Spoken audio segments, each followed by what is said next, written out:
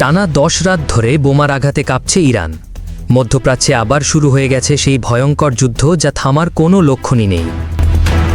প্রিয় দর্শক, ফেব্রুয়ারির 28 তারিখ থেকে শুরু হওয়া এই যুদ্ধ গোটা মধ্যপ্রাচ্যকে গ্রাস করেছিল। এপ্রিলের 7-8 তারিখে যুক্তরাষ্ট্র আর ইরানের মধ্যে একটি যুদ্ধবিরতি হয়েছিল। ইসরায়েলকেও রাখা হয়েছিল সেই চুক্তিতে। জুনের 14 তারিখে দুই পক্ষের মধ্যস্থতাকারীরা একটি সমঝোতা স্মারকও ঘোষণা করেছিলেন। লক্ষ্য ছিল 60 দিনের মধ্যে সংঘাতের চূড়ান্ত অবসান। কিন্তু ইতিহাস আবারও প্রমাণ করল মধ্যপ্রাচ্যের শান্তি বড়ই ঠুনকো।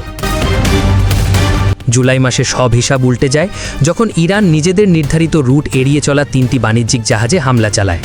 এরপরই যুক্তরাষ্ট্র 80টিরও বেশি লক্ষ্যবস্তুতে হামলা চালিয়ে ইরানি তেলের ওপর ফের নিষেধাজ্ঞা আরোপ করে। গত সোমবার পর্যন্ত মার্কিন বাহিনী টানা 10ম রাতের মতো ইরানে হামলা চালিয়েছে। প্রেসিডেন্ট ট্রাম্প হুঁশিয়ারি দিয়েছেন, মার্কিন সেনাদের মৃত্যুর জবাব তেহরানকে দিতেই হবে। হরমুজ প্রণালীতে একটি তেলবাহী ট্যাঙ্কারে আঘাত হানা হয়েছে। ইরানের বুশেহের পারমাণবিক কেন্দ্রের কাছেও শত্রু বিমান ঠেকাতে সক্রিয় করা হয়েছে আকাশ প্রতিরক্ষা ব্যবস্থা। চাবাহার আর কোনারক শহরেও হামলার খবর মিলেছে। অন্যদিকে ইরানের বিপ্লবী গার্ড দাবি করেছে তারা কুয়েত ও বাহরাইনে মার্কিন ঘাঁটিতে পাল্টা হামলা চালিয়েছে।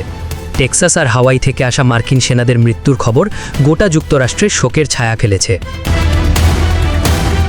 এই যুদ্ধের আঁচ লেগেছে গোটা বিশ্ব অর্থনীতিতে। যুক্তরাষ্ট্রের জ্বালানি তেলের দাম আবার গ্যালন প্রতি $4 ছাড়িয়েছে। এশিয়ার বিভিন্ন দেশে দেখা দিয়েছে জ্বালানি সংকট। মধ্যপ্রাচ্যের আকাশপথ বন্ধ, বাণিজ্য জাহাজগুলো বাধ্য হচ্ছে হরমুজ প্রণালী আর লোহিত সাগর এড়িয়ে চলতে। উপসাগরীয় দেশগুলো, বিশেষ করে কাতার, যেটি এই সংঘাতে ইতিমধ্যে 2বার আক্রান্ত হয়েছে, তারা গভীর উদ্বেগে দিন গুনছে। সবচেয়ে ভয়ঙ্কর সত্য হলো শান্তির সব পথ যেন বন্ধ হয়ে যাচ্ছে। পাকিস্তান আর কাতারের কূটনৈতিক প্রতিনিধি দল যুদ্ধবিরতি টিকিয়ে রাখতে বারবার তেহরানে ছুটে গেলেও আঞ্চলিক কূটনীতিকদের মধ্যে এখন হতাশাই বেশি। ইরানের সবচেয়ে দরিদ্র আর জাতিগতভাবে বৈচিত্র্যময় প্রদেশগুলো, যেখানে বছরের পর বছর অবহেলা আর বেকারত্ব আজ যুদ্ধের সবচেয়ে বড় শিকার। আহবাজের এক ব্যবসায়ীর ভাষায় 50 ডিগ্রি সেলসিয়াস গরমের মধ্যে বিদ্যুৎবিহীন অবস্থায় যুদ্ধ মোকাবেলা করাটা এক মানবিক বিপর্যয়ের রূপ নিতে পারে।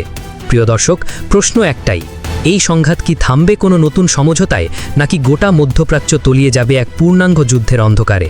আপনার মতামত জানান কমেন্টে, আর চোখ রাখুন আমাদের চ্যানেলে, কারণ পরবর্তী মোড় আসতে পারে যে কোনো মুহূর্তে।